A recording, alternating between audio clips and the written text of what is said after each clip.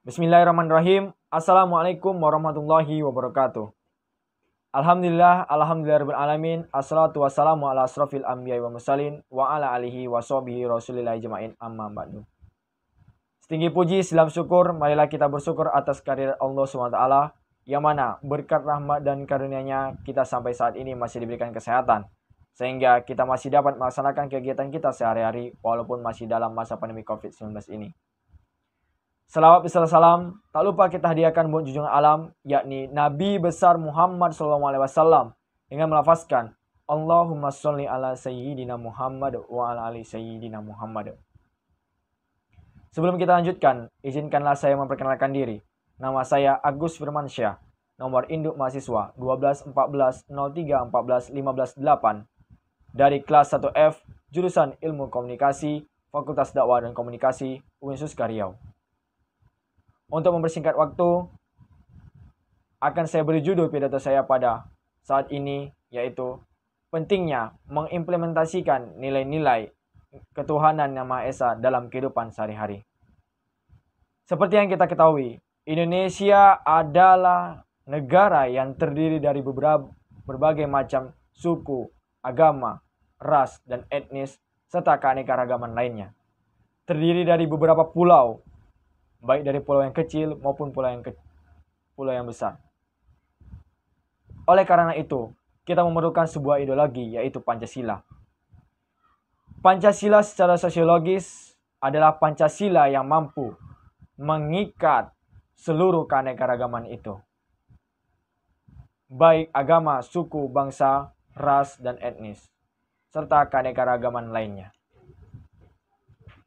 Oleh karena itu, mengapa pentingnya kita menerapkan nilai-nilai ketuhanan Yang Maha Esa dalam kehidupan kita sehari-hari adalah semuanya itu tidak lain dan tidak bukan adalah bertujuan agar masyarakat Indonesia tidak terjadi perpecahan. Karena apa? Karena Indonesia terdiri dari berbagai macam agama. Ada agama Islam, Protestan, Katolik, Hindu, Buddha, dan juga Konghucu.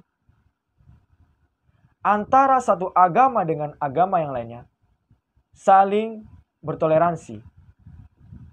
Toleransi itu adalah sikap yang saling menghargai antar umat beragama, dengan tujuan agar tidak terjadinya perpecahan antar umat beragama. Tidak perlu kita beda-bedakan antara agama Islam, bagaimana cara beragamanya, bagaimana cara beribadahnya, di mana tempat ibadahnya, kapan hari rayanya.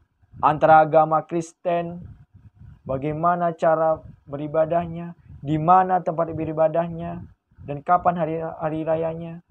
Itu semua tidak perlu. Yang perlu kita titik beratkan adalah bagaimana caranya kita bersikap Pancasilais,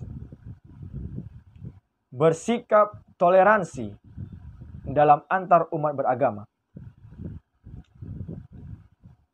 Mirisnya, sampai saat ini masih banyak oknum-oknum di luar sana yang menggoreskan antara Pancasila dengan agama. Masih banyak oknum-oknum di luar sana yang membenturkan nilai-nilai keagamaan dengan Pancasila. Padahal ketika Pancasila itu dibentuk, telah dihadirkan tokoh-tokoh agama. Tentunya dari agama masing-masing.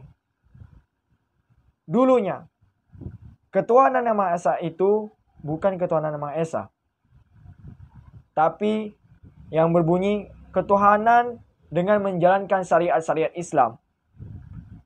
Di situ sudah diganti. Karena apa? Mengingat bangsa Indonesia adalah bangsa yang beraneka ragam agamanya. Makanya diganti pada sila ketuhanan Yang Maha Esa.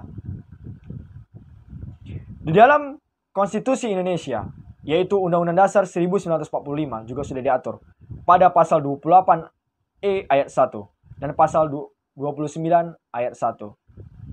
Pasal 29 berbunyi, setiap warga negara Indonesia dibebaskan untuk memeluk agama dan kepercayaannya itu. Jadi kita tidak perlu lagi repot-repot ataupun capek-capek. Bagaimana caranya untuk memecah belah ini? Yang kita pikirkan adalah bagaimana caranya kita itu hidup tentram. Hidup saling bertoleransi antar umat dan beragama. Agar tidak terjadi pertumpahan darah. Agar tidak terjadi perpecahan negara. Negara-negara di luar sana banyak yang iri kepada negara kita. Kenapa? Karena sampai sekarang ini, keanekaragaman yang ada di Indonesia itu belum ada yang bisa menandingi baik agamanya. Ingat, walaupun negara kita ini adalah negara Islam dengan penduduk yang menganut agama Islam terbesar, tapi negara kita ini tidak pernah yang namanya terjadi konflik besar-besaran agama. Jadi saya itu mengajak seluruh umat beragama di Indonesia, khususnya para pemuda Indonesia, untuk menanamkan nilai-nilai ketuhanan Yang Maha Esa di dalam kehidupan kita sehari-hari, di dalam berbangsa, beragama. Jadi, pesan saya di akhir pidato ini adalah stop terorisme, stop komunisme, stop liberalisme. Because Indonesia harga mati, NKRI harga mati.